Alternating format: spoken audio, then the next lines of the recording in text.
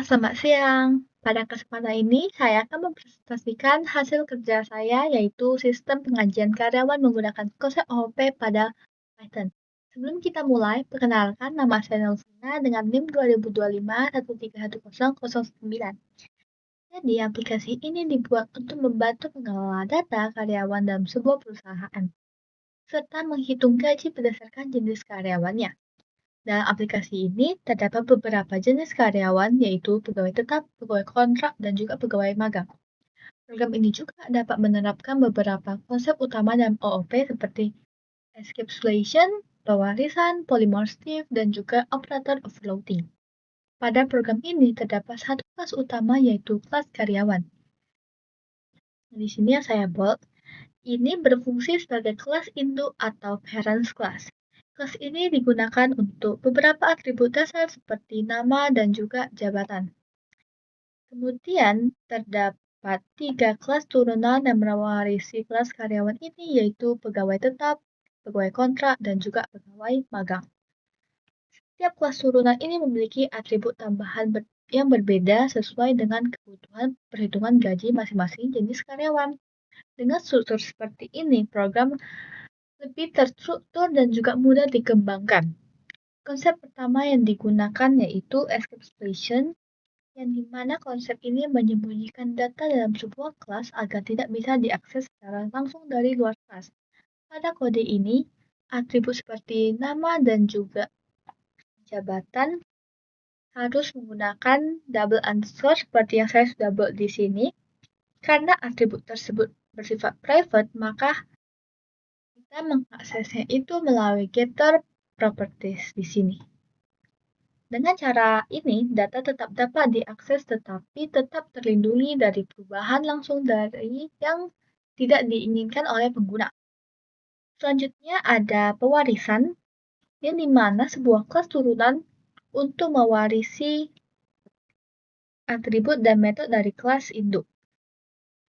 Pada program ini, kelas seperti pegawai tetap, pegawai kontrak, maupun pegawai magang merupakan turunan kelas dari karyawan. Contohnya dapat dilihat pada kode berikut. Kelas karyawan pegawai tetap dengan menggunakan pewarisan, kelas turunan dapat menggunakan atribut dan metode dari kelas induk tanpa harus menulis ulang kode yang sama. Untuk memanggil dari kelas induk digunakan fungsi super pada kode berikut yang saya buat di sini. Di sini juga. Dan yang terakhir ini. Dengan cara ini, program menjadi lebih efisien dan juga mudah dikelola oleh pengguna saat ingin menggunakan sistem ini. Konsep berikutnya itu ada polymorphism. Ini memungkinkan metode yang sama memiliki perilaku yang berbeda pada setiap kelas. Pada program ini, terdapat metode bernama hitung gaji di sini yang saya bold. Kita menggunakan metode ini pada kelas induk, tetapi tidak langsung diimplementasikan, melainkan menggunakan raise not implement error. Hal ini berarti setiap kelas turunan harus membuat implementasi sendiri untuk menghitung gaji. Sebagai contoh, pada pegawai tetap, gaji dihitung dari gaji pokok, tunjangan, dan juga lembur. Sedangkan pegawai kontrak itu gaji dihitung dari upah harian dikali jumlah hari kerja. Dengan demikian, meskipun metode yang digunakan sama, yaitu hitung gaji, tetapi cara perhitungannya itu beda tiap jenis karyawannya. Selanjutnya, kita masuk ke konsep operator overloading, yang dimana menggunakan kode yang ini. Nah, operator ini digunakan untuk memodif cara kerja operator bawaan Python. Pada program ini digunakan operator untuk membandingkan dua gaji karyawan. Hal ini digunakan dengan metode berikut yang sudah saya buat. Dengan metode ini, program dapat membandingkan apakah total gaji dua karyawan sama atau tidak. Nah, selanjutnya saya akan mendemonstrasikan bagaimana cara kerja sistem ini. Saat program ini dijalankan, akan muncul beberapa menu, yaitu tambah pegawai tetap, pegawai kontrak, pegawai magang, tampilkan slip gaji, update nama karyawan, hapus karyawan, Dan bandingan gaji yang terakhir ada pilihan untuk keluar dari sistem ini. Yang pertama, kita akan memilih nomor 1, namanya itu kita buat Lexi, dengan gaji pokoknya itu 5 juta, tunjangannya itu kita buat 1 juta, lemburnya kita buat di 500.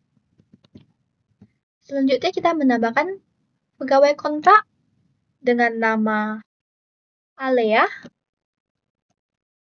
upah hariannya itu di 200.000,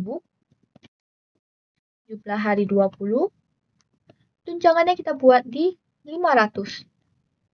Dan lemburnya itu kita buat di 200.000. Selanjutnya kita pilih nomor 3 karena kita ingin menambahkan pegawai magang, namanya itu Alex, upah hariannya itu di 100.000, jumlah hari yang sama 20, tunjangan 200, lemburnya itu 100.000.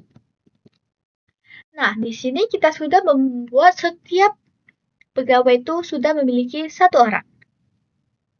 Kita selanjutnya ingin menampilkan slip gaji, memilih nomor 4. Nah, di sini slip gaji sudah keluar dari Lexi sampai Alex, pegawai tetap, pegawai kontrak, maupun pegawai magang. Jadi di sini sudah menunjukkan hasil slip gaji setiap orang.